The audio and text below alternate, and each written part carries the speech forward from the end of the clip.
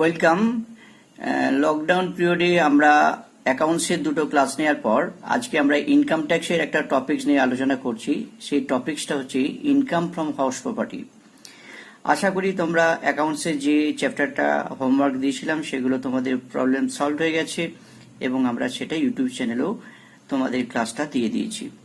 আজকে আমরা যেটা আলোচনা করব সেটা income from house property. Income from house property হচ্ছে আমাদের কস্ট ট্যাক্সের ট্যাক্সেশন পোর্শনের ফার্স্ট চ্যাপ্টার। আমরা 11-এ ইনকাম ট্যাক্সের কয়েকটা পোর্শন পড়িয়েছিলাম। সেখানে একটা থিওরি ছিল heads of income. Heads of ইনকামে আমরা বলেছিলাম যে আমাদের 5 প্রকার হেডস আছে। ইনকাম ফ্রম স্যালারি, যেটা তোমরা অলরেডি 11-এর অঙ্ক করে ফেলেছো। ইনকাম ফ্রম হাউস প্রপার্টি, এই হেডস অফ ইনকামটা এই চ্যাপ্টারের আলোচ্য বিষয়। এছাড়াও তোমরা income from business or profession, এটা গ্র্যাজুয়েশনে শিখবে। ক্যাপিটাল গেইন 12-এ কিছুটা আছে, ইনকাম ফ্রম আদার সোর্স 12-এই আছে। এখন আমরা যে চ্যাপ্টারটা প্রাথমিক দিকে আলোচনা করব সেটা হচ্ছে income from house property. Income from house প্রপার্টির ক্ষেত্রে আমরা একটা ছক বানিয়ে রেখেছি তোমাদের সুবিধার্থে। তোমরা দেখতে পাচ্ছ যে ইনকাম ফ্রম হাউস প্রপার্টির যে সমস্ত হাউস প্রপার্টিগুলো আছে, আলোচনার সুবিধার্থে আমরা সেগুলোকে 3টে পার্টে ভাগ করেছি। লেট আউট হাউস প্রপার্টি, ভাড়া দেওয়া গৃহ সম্পত্তি, আর একটা হচ্ছে সেলফ অকুপাইড হাউস প্রপার্টি, নিজ দখলে রাখা গৃহ সম্পত্তি, আর একটা হচ্ছে partly late out and partly self occupied, অর্থাৎ আংশিক ভাড়া এবং আংশিক নিজ দখলে রাখা গৃহ সম্পত্তি। অর্থাৎ তোমার নিজ মালিকানায়, যেখানে তোমার নিজস্ব বাড়ির সদস্যরা বসবাস করো, সেখানে কোনো রকম ভাড়া দেওয়া হয়নি যে বাড়িটি, সেটি হলো সেলফ অকুপাইড হাউস প্রপার্টি।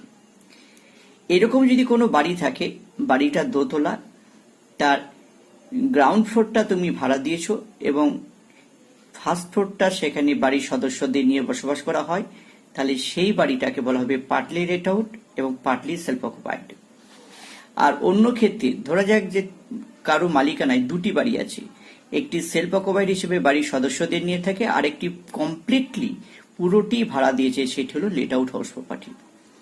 আমাদের এই যে 3 প্রকার বাড়ি দেখতে পাওয়া যায়, সেই বাড়ি থেকে কি আয় হতে পারে, সেই আয়টা কিভাবে আমরা নির্ণয় করব, সেটাই এই চ্যাপ্টারে আলোচ্য বিষয়। লেট আউট হাউস প্রপার্টি হোক আর সেলফ অকুপাইড হাউস প্রপার্টি হোক, এদের ইনকাম কম্পিউটেশন করার জন্য ইনকাম ট্যাক্স থেকে একটা নির্দিষ্ট ছক দিয়ে দিয়েছে। তোমাদের এই ছকটাকে অবশ্যই মেনটেন করতে হবে, মনে রাখতে হবে। আমি একটা ছক তোমাদের দিয়ে দিয়েছি, দেখো। যে কোনো অঙ্ক করার ক্ষেত্রে একটা হেডিং অবশ্যই তোমরা দেবে। আমি তোমাদের সুবিধার্থে একটা হেডিং তৈরি করেছি, নেম অফ দ্য এসএসসি। যে এসএসসি তুমি কম্পিউটেশন করতে যাচ্ছ ইনকাম ফ্রম হাউস প্রপার্টি, তার প্রথম লাইনে তার নামটা দেবে। সোর্স, এখানে আমরা বের করতে যাচ্ছি ইনকাম ফ্রম হাউস প্রপার্টি, তাই সোর্স বলে ইনকাম ফ্রম হাউস প্রপার্টি লিখবে। তোমাদের বেলায় প্রিভিয়াস ইয়ার হয়ে গেল 2019-20, তোমরা প্রিভিয়াস ইয়ার 2019-20 দেবে। আর তোমাদের অ্যাসেসমেন্ট ইয়ার হয়ে গেল 2020-21। ছকের এই হেডিংটা করার পর যদি একাধিক বাড়ি থাকে, তাহলে তোমরা কি করবে, 3টে অ্যামাউন্টের কলম তৈরি করবে। 3টে অ্যামাউন্টের কলম তৈরি করবে, পার্টিকুলার্স, তারপরে amount rupees, amount rupees, amount rupees. এই 3টে কলাম তৈরি করার পর তোমাকে ধরে নিয়ে গেল যে লেট আউট হাউস প্রপার্টিটা প্রথমে দেওয়া আছে। তাহলে তোমরা এ দাগ দিয়ে late out house property heading করলে। যেটা দিয়ে অঙ্কটা শুরু হয়, লেট আউট হাউস প্রপার্টির যেটা দিয়ে অঙ্কটা স্টার্ট হবে, সেটা হলো গ্রস অ্যানুয়াল ভ্যালু। এখন তোমাদের মনে হতে পারে যে গ্রস অ্যানুয়াল ভ্যালু কাকে বলে। এই গ্রস অ্যানুয়াল ভ্যালু কাকে বলে, কিভাবে বের করা হবে, এই ছকের পরে আমি আলোচনা করছি। এখন শুধু ছকে যে যে বিষয়গুলো থাকে সেগুলো একটু জাস্ট ধারণা দিচ্ছি। লেট আউট হাউস প্রপার্টির আমি income from house property computation করতে গেলে, অঙ্কটা শুরু করতে গেলে যে আইটেমটা দিয়ে অঙ্কটা শুরু করতে হয়, সেই আইটেমটা হলো গ্রস অ্যানুয়াল ভ্যালু। এই গ্রস অ্যানুয়াল ভ্যালু বের করার নিয়মটা আমি পরে দেখাচ্ছি। শুরু করব গ্রস অ্যানুয়াল ভ্যালু দিয়ে এবং সরাসরি ওটা থার্ড কলমে আমরা বসিয়ে দেবো। এরপরে less municipal tax paid by owner. এখানে খেয়াল রাখবে পেড এবং ওনার, অর্থাৎ মিউনিসিপ্যাল ট্যাক্স ক্যাশ বেসিস হতে হবে, অর্থাৎ পেড হতে হবে। থাকলে হবে না, ওনার থাকলেও হবে না, টেনেন্ট থাকলেও হবে না, আবার বলি, মিউনিসিপ্যাল ট্যাক্স পেড থাকতে হবে এবং ওনার থাকতে হবে। টেনেন্ট থাকলে হবে না, ডিউ থাকলে হবে না, আসবে না। তাহলে municipal tax paid by owner, এই যতটা মিউনিসিপ্যাল ট্যাক্স ওনার পেড করেছে ততটা আমরা থার্ড কলমে বসিয়ে দিলাম, দিয়ে বিয়োগ করে যে বিয়োগ ফলটা পেলাম, বিয়োগ করে যে রেজাল্টটা পেলাম, সেটাকে বলা হচ্ছে নেট অ্যানুয়াল ভ্যালু। তাহলে আরেকবার বলছি, গ্রস অ্যানুয়াল ভ্যালু থেকে মিউনিসিপ্যাল ট্যাক্স পেড বাই ওনার, ওনার মানে বাড়ির মালিক, টেনেন্ট মানে ভাড়াটিয়া, অর্থাৎ ভাড়াটিয়া পেড করলে হবে না, বাড়ির মালিককে পেড করতে হবে মিউনিসিপ্যাল ট্যাক্স। সেই মিউনিসিপ্যাল ট্যাক্স পেড যতটা করেছে সেটা বাদ দিয়ে দিতে হবে, বাদ দিয়ে দিলে যে বিয়োগ ফলটা পাওয়া গেল সেটাই হলো নেট অ্যানুয়াল ভ্যালু। এইবারে নেট অ্যানুয়াল ভ্যালু থেকে আমরা দুটো ডিডাকশন বাদ দেব। হেডিং করব less deduction under section 24। Less deduction under section 24। 24 এর ডিডাকশনে কম্পালসারি, আমার অঙ্কেতে বলা থাকবে না স্ট্যান্ডার্ড ডিডাকশনের কথা, কিন্তু compulsory standard deduction under section 24 এ বাদ যাবে। তাহলে কম্পালসারি স্ট্যান্ডার্ড ডিডাকশনটা কি না, এই যে নেট অ্যানুয়াল ভ্যালু বেরোলো, এই নেট অ্যানুয়াল ভ্যালু 30% বাদ যাবে। 30% অফ নেট অ্যানুয়াল ভ্যালু, মানে এই যে নেট অ্যানুয়াল ভ্যালু এখানে বেরিয়েছে, এই নেট অ্যানুয়াল ভ্যালু 30% এখানে বাদ যাবে। 30% অফ নেট অ্যানুয়াল ভ্যালু এখানে লিখে সেকেন্ড কলমে তার 30% যত হয় সেটা সেকেন্ড কলমে লিখলাম। এইবারে দেখতে হবে যে ওই বাড়িটা তৈরি করার জন্য কোনো কনস্ট্রাকশন রিপেয়ারের জন্য ইন্টারেস্ট অন লোন আছে কিনা, অর্থাৎ ওই বাড়িটার ক্ষেত্রে কোনো রকম কনস্ট্রাকশনের জন্য লোন নিয়ে থাকলে তার ইন্টারেস্টটা আমরা বাদ দেবো আন্ডার সেকশন 24B। তাহলে দুটো ডিডাকশন বাদ যায়, মাথায় রাখতে হবে, খুব ইম্পর্টেন্ট ডিডাকশন। একটা হচ্ছে স্ট্যান্ডার্ড ডিডাকশন, এটা অঙ্কেতে উল্লেখ থাকে না। কম্পালসারি ডিডাকশন যাবে 30% অফ নেট অ্যানুয়াল ভ্যালু। এরপরে অঙ্কেতে যদি তোমার ইন্টারেস্ট অন লোন থাকে এবং সেই লোনটা কনস্ট্রাকশন বাড়ি সংক্রান্ত পারপাসে নেওয়া হলে থাকলে সেটা বাদ যাবে। এই দুটো ডিডাকশন সেকেন্ড কলমে রেখে যোগ করে থার্ড কলমে পাঠিয়ে দেবো। এইবারে নেট অ্যানুয়াল ভ্যালু থেকে এই ডিডাকশন বিয়োগ করে দিলেই আমার income from late out house property বেরিয়ে গেল। এরপরে তোমার আরেকটা বাড়ি আছে, সেই বাড়িটা হচ্ছে সেলফ অকুপাইড হাউস প্রপার্টি, যেখানে বাড়ির সদস্যরা নিজেরাই বসবাস করে, এই বাড়িটা কোনো ভাড়া দেওয়া হয়নি। সেই বাড়ির ক্ষেত্রে সাধারণত তোমাদের মনে হতে পারে নিজের বাড়িতে তো কোনো ইনকাম হয় না, তাহলে সেই জন্যই নেট অ্যানুয়াল ভ্যালু নীল হচ্ছে। সেলফ অকুপাইড হাউস প্রপার্টি ক্ষেত্রে নেট অ্যানুয়াল ভ্যালু নীল হচ্ছে এবং এখান থেকে একটি মাত্র ডিডাকশন বাদ যায়।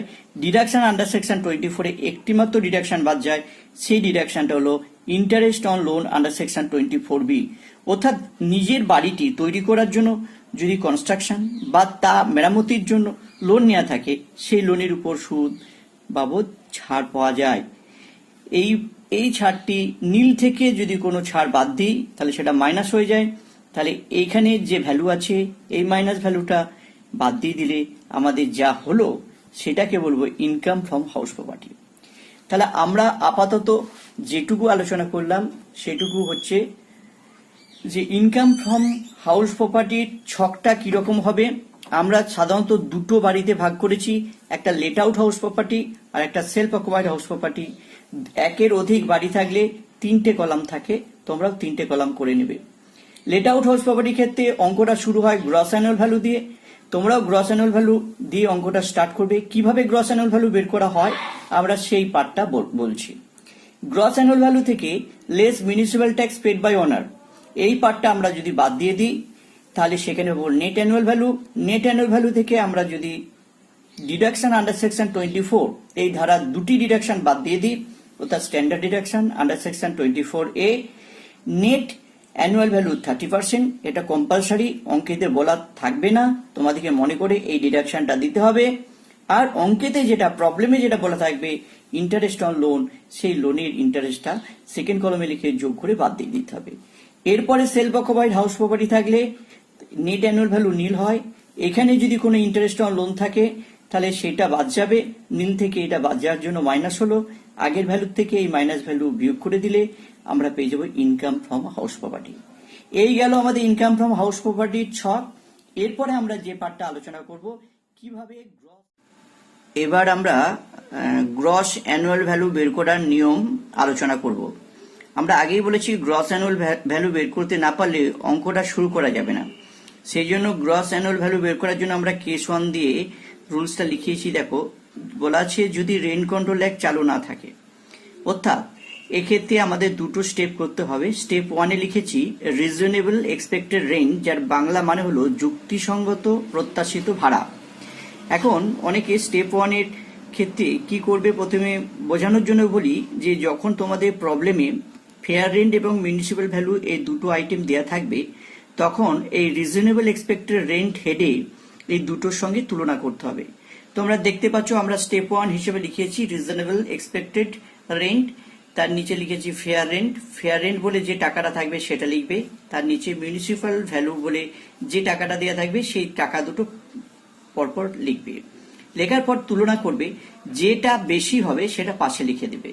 অর্থাৎ স্টেপ 1 বের করার নিয়ম হলো ফেয়ার রেন্ট ভ্যালু এবং মিউনিসিপ্যাল ভ্যালু এর মধ্যে যেটা বেশি সেটা হলো স্টেপ 1 এর রেজাল্ট। এরপরে তোমরা স্টেপ 2 তে দেখো কি লেখা আছে, actual rent received. Actual rent receive মানে 12 মাসে যে রেন্টটা পাওয়া গেছে, অর্থাৎ টেনেন্টদের কাছ থেকে, ভাড়াটিয়ার কাছ থেকে যে ভাড়া পাওয়া গেছে সেই ভাড়ার পরিমাণটা অ্যাকচুয়াল রেন্ট রিসিভ বলে যেটা পাওয়া গেছে সেটা স্টেপ 2 তে লিখতে হবে। এইবারে আবার তোমাকে তুলনা করতে হবে স্টেপ 1 এর টাকা বেশি না স্টেপ 1 এর টাকা, স্টেপ 2 এর টাকা বড়। স্টেপ 1 এবং স্টেপ 2 এর মধ্যে যেটি বড় হবে সেটি হবে গ্রস অ্যানুয়াল ভ্যালু। আমি লিখে দিয়েছি, দেখো গ্রস অ্যানুয়াল ভ্যালু হচ্ছে স্টেপ 1 এবং স্টেপ 2 এর মধ্যে যেটি বড়। তাহলে আমরা আরেকবার বলছি যে গ্রস অ্যানুয়াল ভ্যালু বের করার জন্য আমাদের দুটো স্টেপ করতে হয়। Step 1 reasonable expected rent. এখানে আমরা যেহেতু রেন্ট কন্ট্রোল অ্যাক্ট চালু নেই, তাই আমরা স্টেপ 1 এর দুটো আইটেমকে তুলনা করব, অর্থাৎ প্রবলেমে দুটো আইটেমই থাকবে, একটা ফেয়ার রেন্ট এবং আর একটা হচ্ছে মিউনিসিপ্যাল ভ্যালু। ফেয়ার রেন্ট আর একটা হচ্ছে মিউনিসিপ্যাল ভ্যালু। এই দুটোর মধ্যে যেটা বেশি সেটা হলো স্টেপ 1 এর রেজাল্ট, আর স্টেপ 2 হচ্ছে অ্যাকচুয়াল রেন্ট রিসিভ, ভাড়াটিয়ার কাছ থেকে মোট যে ভাড়া পাওয়া গেছে সেটা স্টেপ 2 তে লিখতে হবে। এবারে স্টেপ 1 এবং স্টেপ 2 এর মধ্যে তুলনা করে দেখতে হবে কোনটা বড়, যেটা বড় হবে সেটা গ্রস অ্যানুয়াল ভ্যালু। এরপর আমরা যদি দেখি যে বাড়িটার আমরা গ্রস অ্যানুয়াল ভ্যালু বের করতে যাচ্ছি সেই বাড়িটা যদি রেন্ট কন্ট্রোল অ্যাক্টের আওতাভুক্ত হয়, অর্থাৎ কি করে বুঝবে রেন্ট কন্ট্রোল অ্যাক্টের আওতাভুক্ত হয় আছে কিনা, তখন তোমার কাছে স্ট্যান্ডার্ড রেন্ট বলে একটা আইটেম দেবে। দেখো আমরা স্টেপ 1 এ লিখেছি রিজনেবল এক্সপেক্টেড রেন্ট, আগের নিয়মে একই রকম ভাবে লিখেছি। ফেয়ার রেন্ট আর মিউনিসিপ্যাল ভ্যালু যেটি বেশি সেটা নিয়ে নিয়েছি। দেখো এখানে একটা এক্সট্রা আইটেম নিয়েছি স্ট্যান্ডার্ড রেন্ট। স্ট্যান্ডার্ড রেন্ট হিসাবে দেখো আগে যেটা বেশি তার নিচে লিখেছি স্ট্যান্ডার্ড রেন্ট। এইবারে আমরা তুলনা করছি এই দুটোর মধ্যে যেটি কম সেটি হলো স্টেপ 1 এর রেজাল্ট। আর একবার বলছি, ফেয়ার রেট এবং মিউনিসিপ্যাল ভ্যালু যেমন আগের মতো তুলনা করছি, এই দুটো টাকার মধ্যে যেটা বেশি সেটা লিখলাম। এখানে যেহেতু রেন্ট কন্ট্রোল অ্যাক্ট আছে তাই স্ট্যান্ডার্ড রেন্ট বলে একটা ভ্যালু থাকবে, সেই ভ্যালুটা বেশি যে টাকাটা তার নিচে লিখবো। এইবারে এই দুটোর মধ্যে তুলনা করব, যেটি কম সেটি পাশে লিখবো। অর্থাৎ এইটা হলো স্টেপ 1 এর রেজাল্ট। আর স্টেপ 2 আগের নিয়মেই অ্যাকচুয়াল রেন্ট রিসিভ, অর্থাৎ ভাড়াটিয়ার কাছ থেকে 12 মাসে যে নিট আমরা রেন্ট পেয়েছি সেটা লিখব। একই নিয়মে গ্রস অ্যানুয়াল ভ্যালু হবে স্টেপ 1 এবং স্টেপ 2 এর মধ্যে যেটি বড়। আমরা কেস 3 এখন আজকে মানে আমাদের যে পার্ট 1 এর যে আলোচনা ক্লাস লেকচার সেটাতে আমরা কেস 3টা এখন আলোচনা করছি না, কেস 1 এবং কেস 2টাই আমরা আলোচনা করছি। কেস 1 হচ্ছে গ্রস অ্যানুয়াল ভ্যালু বের করার নিয়ম, কেস 2 তেও গ্রস অ্যানুয়াল ভ্যালু বের করার নিয়ম। এখানে আমরা শুধু দেখছি কেস 2 তে স্ট্যান্ডার্ড রেন্টটা যোগ হচ্ছে, এখানে স্ট্যান্ডার্ড রেন্টটা নেই। স্টেপ 1 এতে আমরা বের করছি রিজনেবল এক্সপেক্টেড রেন্ট, এখানেও রিজনেবল এক্সপেক্টেড রেন্ট। এখানেও স্টেপ 2 তে হচ্ছে অ্যাকচুয়াল রেন্ট রিসিভড, এখানেও actual rent received. Step 1 step 2 এর মধ্যে যেটা বড় সেটাই হবে গ্রস অ্যানুয়াল ভ্যালু। নিয়ম হচ্ছে ফেয়ার রেন্ট মিউনিসিপ্যাল ভ্যালুর মধ্যে যেটা বেশি, যদি স্ট্যান্ডার্ড রেন্ট থাকে তখন এই দুটোর মধ্যে যেটা কম সেটা স্টেপ 1 এর ভ্যালু। এইভাবে আমরা ছকটা যেটা তোমাদের বললাম এই ছকটা তোমরা একটু লিখে নিয়ে মুখস্থ করে নেবে, এবং এর প্র্যাকটিক্যাল একটা প্রবলেম দিলে এই নিয়মটা তোমাদের কিন্তু খুব সুবিধে হবে বুঝতে। দেখো আমরা একটা রেন্ট কন্ট্রোল অ্যাক্ট নেই এমন একটা এক্সাম্পল দিয়েছি, খেয়াল করে দেখো। Computation of gross annual value from the following information. Fair rent house 1 দুটো হাউস দিয়েছি, হাউস রেন্ট 80,000 হাউস 1 এ, হাউস 2 তে 90,000। মিউনিসিপ্যাল ভ্যালু হাউস 1 এ 70,000, হাউস 2 তে 75,000। অ্যাকচুয়াল রেন্ট রিসিভ হাউস 1 এ হচ্ছে 60,000, হাউস 2 তে হচ্ছে 1,20,000। আমরা একটা কম্পিউটেশনও করে দিয়েছি, computation of gross annual value of house 1। আমরা কি শিখিয়েছি, সূত্রে কি শিখিয়েছি যে স্টেপ 1 হচ্ছে reasonable expected rent. Reasonable expected rent দুটো আইটেমের উপর তুলনা করে, একটা হচ্ছে ফেয়ার রেন্ট, একটা হচ্ছে মিউনিসিপ্যাল ভ্যালু। দেখো আমরা হাউস 1 এর ফেয়ার রেন্ট নিচে 80,000, লিখে দিচ্ছি 80,000। মিউনিসিপ্যাল ভ্যালু 70,000, লিখে দিচ্ছি 70,000। এবারে 80,000 70,000 এর মধ্যে যেটি বড় সেটা দেখো লিখে দিচ্ছি 80,000। তাহলে স্টেপ 1 এর রেজাল্ট হয়ে গেল 80,000। এবারে স্টেপ 2 কি, actual rent received. Actual rent received দেখো এখানে প্রবলেমে দিয়েছে 60,000, আমরা লিখে দিচ্ছি 60,000। তাহলে স্টেপ 1 এর রেজাল্ট 80,000, স্টেপ 2 রেজাল্ট 60,000। এইবারে আমরা কি বের করতে আছি, gross annual value. Gross annual বের করতে গেলে স্টেপ 1 এর রেজাল্ট স্টেপ 2 রেজাল্টের মধ্যে যেটা বড় হবে সেটা হবে। দেখো আমরা লিখে দিচ্ছি gross annual value 80,000, step 1 and step 2 which is higher. যেটা বড় সেটা হয়ে গেল আমার গ্রস অ্যানুয়াল ভ্যালু। এখন খুব ইজিলি ভাবে হাউস 2 এর তোমরা গ্রস অ্যানুয়াল ভ্যালুটা বের করে নিতে পারবে, তোমরা আশা করি এটা বের করে নেবে। সেই জন্য হাউস 2 সলিউশনটা আমি করলাম না। রেন্ট কন্ট্রোল অ্যাক্ট আছে এইরকম একটা উদাহরণ দিয়ে আমি করছি, আগের উদাহরণটাকেই একটা আইটেম বাড়িয়ে দিয়েছি। দেখো এখানেও আমি লিখেছি দুটো বাড়িয়ে আছে, শুধু একটা আইটেম বাড়িয়ে দিয়েছি, স্ট্যান্ডার্ড রেন্ট 75,000, এখানে 1 লাখ। তাহলে আমরা এবারে হাউস 2 সলিউশনটা করছি। আগের অঙ্কটার হাউস 1 এর সলিউশন করেছিলাম, এটার ক্ষেত্রে হাউস 2 এর সলিউশনটা করছি। ঠিক একইভাবে আমরা হেডিং করলাম computation of gross annual value of house 2। Step 1 reasonable expected rent.